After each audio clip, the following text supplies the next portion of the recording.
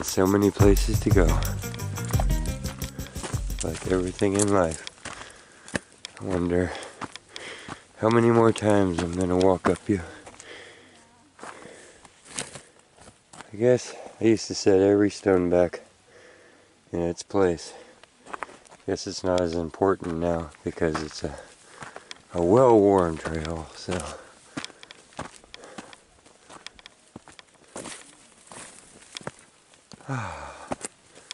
I remember these days.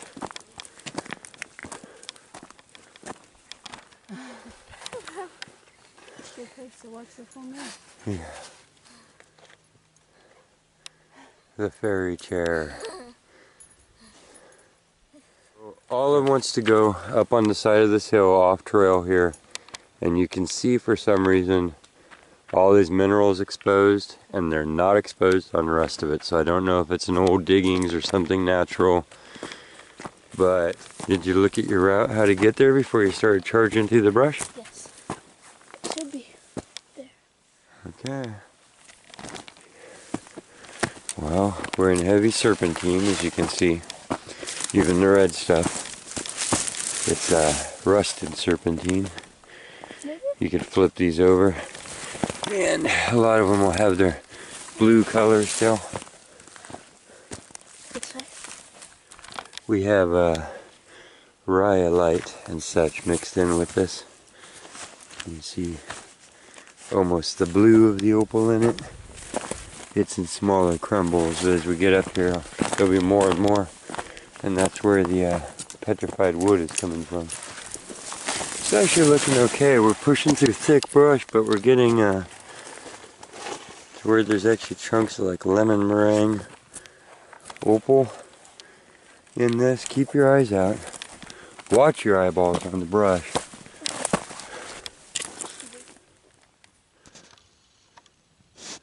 Well, we gave up on that little exposure. Could very well be a mine, but I think we'll meet up with them on the trail by walking up this creek. It's always a good thing to do. See the different minerals coming through here. We're trying to vent out cabin fever.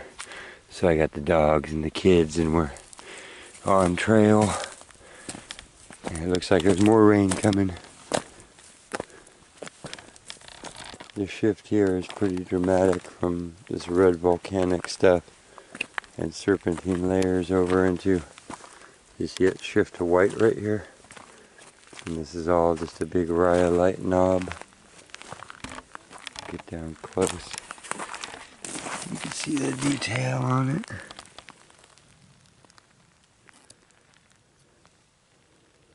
So it's got small little teeny tiny sections of translucent opals and stuff, but nothing precious and nothing with fire that I've been able to find, although it might be here. There's some of that green.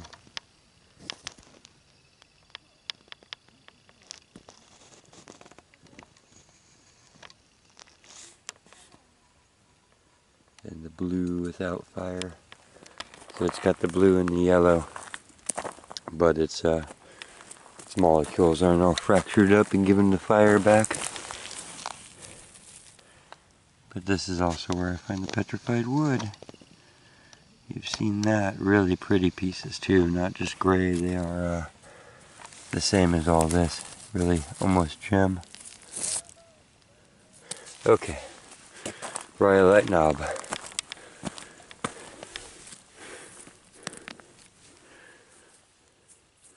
I never knew the proper name for this stuff. I always called it opalite because when you buy it in yards, supply stores, that's what it is. But watching Desert Dog Exploring and Nugget Shooter and people like that, you can learn a lot. And I learned this is what it is. Pretty cool stuff though. When I go out to Nevada, this is what the fire opals are in, so I'm always keeping my eyeballs out.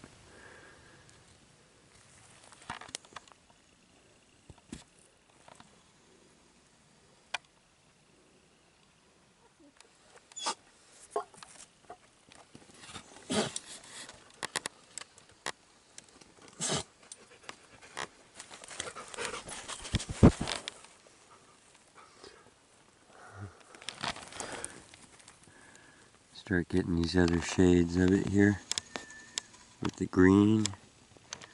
The very small patches of the green. Everything is really just fracturing and blown apart. But it's in this mismatch of materials. You see the volcanic and everything. That I found the petrified wood coming out, and pieces like this that look like almost a lemon meringue opal. See, the ground's pretty saturated with it.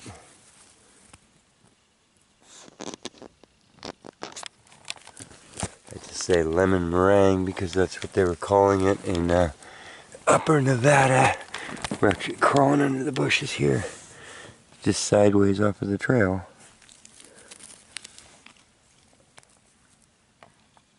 Gotta head back soon, so this is gonna be just a look at the different stones. But yeah, I imagine if there was the lacking in vegetation here, like there is in Nevada, and it was washed like a desert is, imagine the minerals that you would find mixed in. So I'm sure somewhere up here there's a bunch of chalcedony and agates and way more petrified wood. I mean, I found a lot of pieces. Let's go back in here. God. The farther you go, of course, the less have been eyeballed. But never any actual fire in any of this. So the process where the atoms or the molecules have been fractured and they're reflecting isn't happening. Lots of yellows and blues. Okay, I gotta get out of here. Scraping every tick in the country off on her head as we crawl through the buckbrush. I have not been up here in probably 4 months. That is a shame.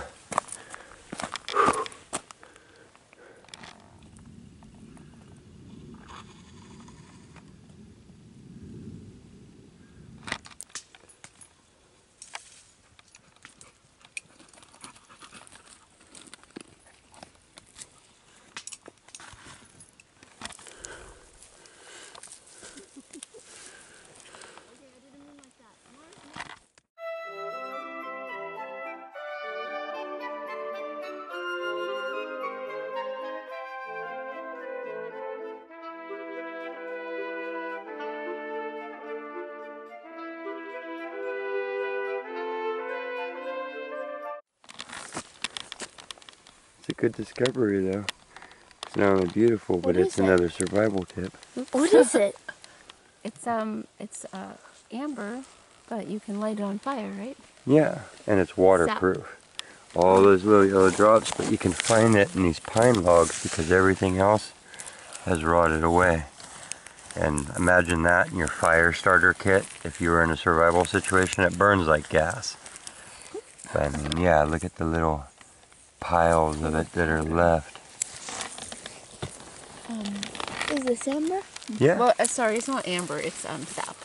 Amber is, a petrified. It's turned into a gemstone, but it does come from conifers, from pine trees. Ooh, this one So feels it's actually... weird. Why does it feel so weird? Well, that one was produced by a pine beetle that was in this tree when it was alive, so it was chewed up a lot. Well, it just means that it bled a lot of little pieces. But that right there is so flammable. Do you guys want to see? Yes. I mean, it melts, and once it starts burning, you see that? Okay, so it's getting to a solid state before it'll ignite. Put the little tip of that in there.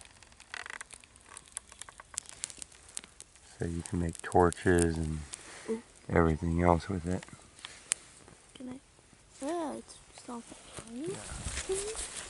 We can look for petrified wood here in the gold piles on our way across. It's right behind these bushes. It was just the diggings that we made at one point when we were looking into the rhyolite to try and find like thick opal veins. And it was a tree that had already fallen over, so it's above these big old boulders here. I remember. So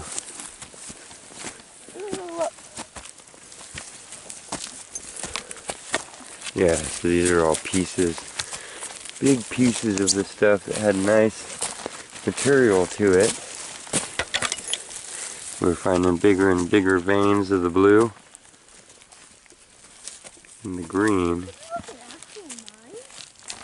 Well, what it was a tree fell over and all these big boulders rolled out by themselves. We didn't throw these down the hill. But we were hoping to find either petrified trees, you know, buried in it, or layers of the blue. So it's had a couple seasons to grow the grass back on it, but we were digging in that shelf there and all behind here. I think we stacked that up to get it out of the way. That's how you do it in Nevada though, where there are no trees, and you dig around in the rhyolite and you find that really pretty blue stuff with fire in it. See, it's high silicate. So a lot of that, but very thin and mixed with other material, but enough to make you dig into the hillside. Careful on your way down. This is where when the tree flipped up, it literally rolled all these boulders down. And we were like, whoa, good chance to get below the ground. So it's off to the right of the road.